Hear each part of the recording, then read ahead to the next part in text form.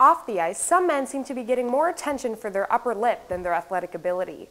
From handlebars to peach fuzz, there seems to be a growing trend among men sporting facial hair. Maria Akle finds out why. Remember the month of Movember?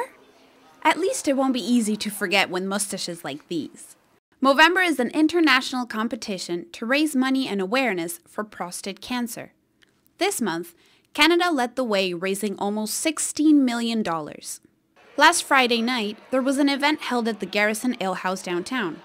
All proceeds went to the Movember cause. The competition is pretty simple. Hair grows, teams are made, and the money starts to flow. Fredericton alone has raised over $40,000 for the cause this year. Ryan Jacobson is leading the way with the most valuable mustache in New Brunswick. Nobody in our family that I know of has been affected by prostate cancer, but it's a little bit larger than Prostate Cancer Canada. It's to promote overall awareness of men's health issues. So being a man, I thought it was important to get involved. Eric Nielsen is sporting his own classy mustache. Nielsen is the co-owner of Peter Roberts. He brought the Movember competition to Fredericton for the first time in 2007. It's taken quite a few years, since 2007, but this year in particular, it's extremely well known. There's a lot of people that are aware of it, maybe not necessarily involved yet, but definitely awareness is tenfold from last year, for sure. Awareness has spread so that even women have taken up the cause. For Stu Journalism, I'm Maria Akle. While most people are just starting their Christmas shopping, the holiday season has already begun for Fredericton's small Jewish community. Hanukkah goes from December 1st until December 8th, and as Alana Duffy tells us, for the city's only rabbi, it's also a reminder of the country he left behind. Rabbi Yosef Goldman is lighting these candles for the Festival of Lights, also known as Hanukkah. He has done it many times over his 39 years. This year will be the 5th year he celebrates the holiday in Fredericton, and his 2nd year in the role as rabbi. The miracle of Hanukkah comes from the story of sacred oil burning for 8 days when it was only meant for one. Basically celebrate the idea that even though it's winter, even though it's dark, we still have light, we still have the festivities.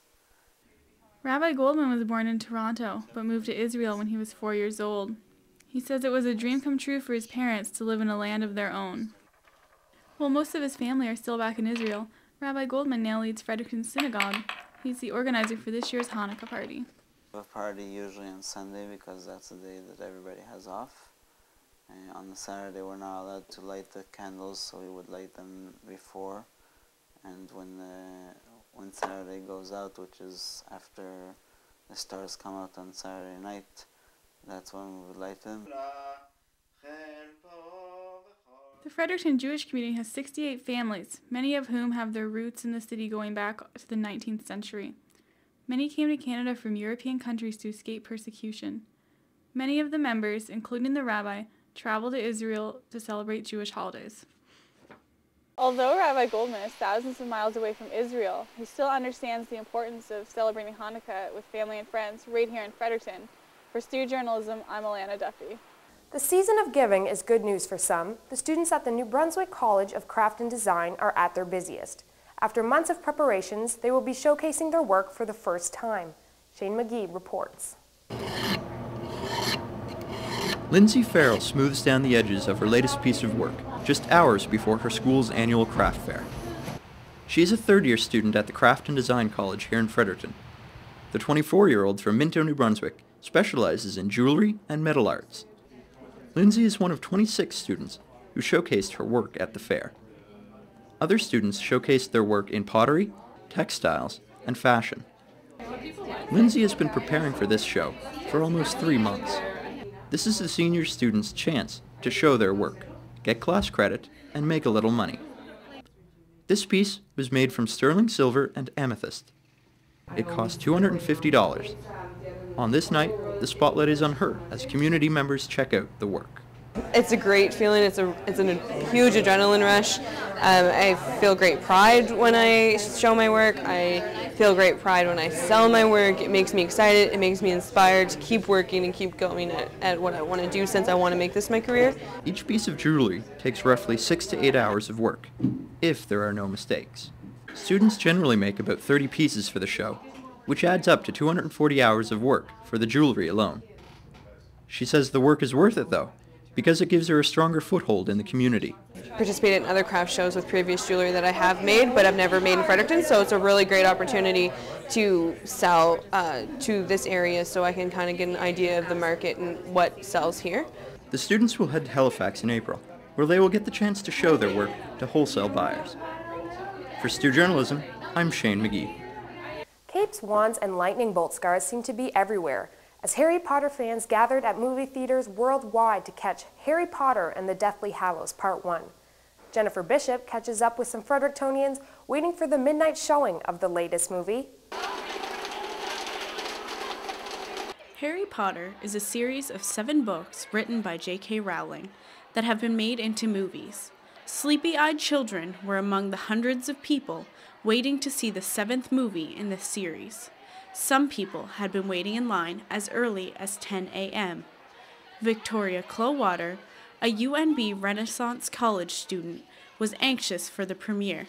She dressed up as a student from Slytherin House, a residence at the school featured in the Harry Potter series. I think I'm most excited for the new movie because it's such an important part of the generation that I grew up in and our particular culture, because I was always waiting for the next book to come out and always waiting for the next movie to come out.